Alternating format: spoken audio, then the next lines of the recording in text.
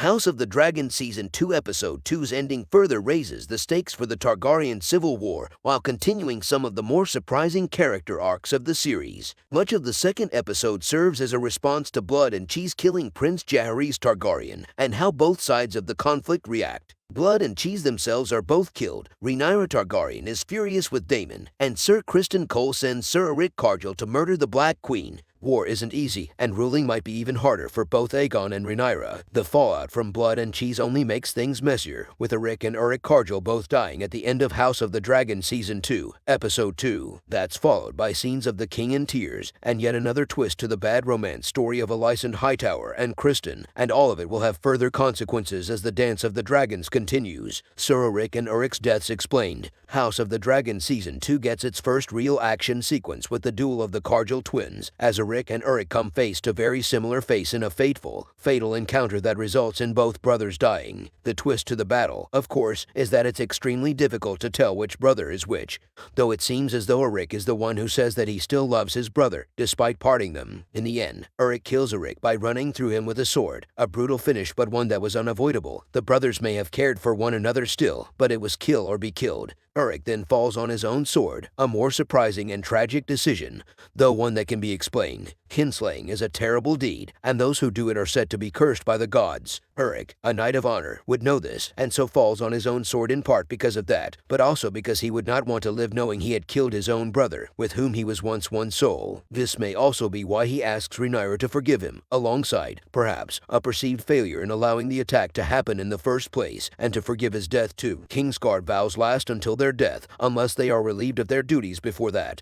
And this, technically, is Erryk choosing to end his service, while Alicent Hightower and Criston Cole's relationship continues. Alicent Hightower and Criston Cole's relationship resumes at the end of House of the Dragon Season 2 Episode 2, despite the pair having kept their distance from one another earlier in the installment. It's a moment that is gradually built to after Alicent hears of her father no longer being Hand of the King.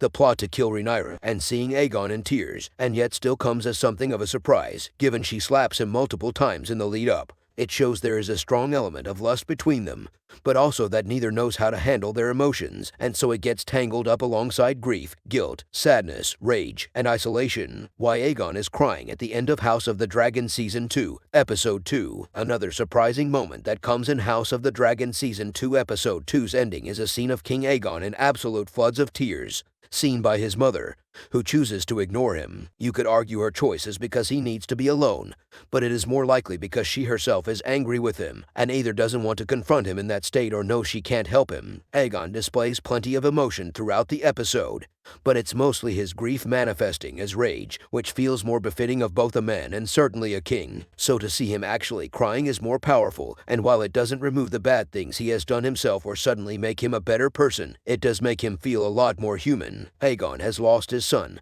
His marriage is essentially two people living separate lives with no idea how to communicate. He does not have the respect of the people around him, including his own family, and he's stuck being king when he never wanted to be, yet his power that comes with that position being overruled by others. The words that perhaps sting most of all, though, are Otto's "Is that what you think?" in response to Aegon saying Viserys named him king. Criston Cole as Hand of the King and what happens to Otto Hightower. Aegon replacing Otto Hightower as Hand of the King, giving the position to Criston Cole instead, is one that signals a decisive shift in the Dance of the Dragons. There will be less plotting from behind closed doors in King's Landing, and more action out in the open. From House of the Dragon Season 2 Episode 3 onwards, expect Cole to be leading men forward to build the Green Army, win support, and defeat those loyal to Rhaenyra's Team Black. Aegon wants an iron fist. He wants blood, and he's going to get it. As for Otto, there's little noted in Fire and Blood about what happens to him after Aegon strips him of the Hand of the King position. Indeed, from that point his name is only mentioned 3 more times. He says he'll return to Old Town at the end of this episode, but exactly what's next remains to be seen.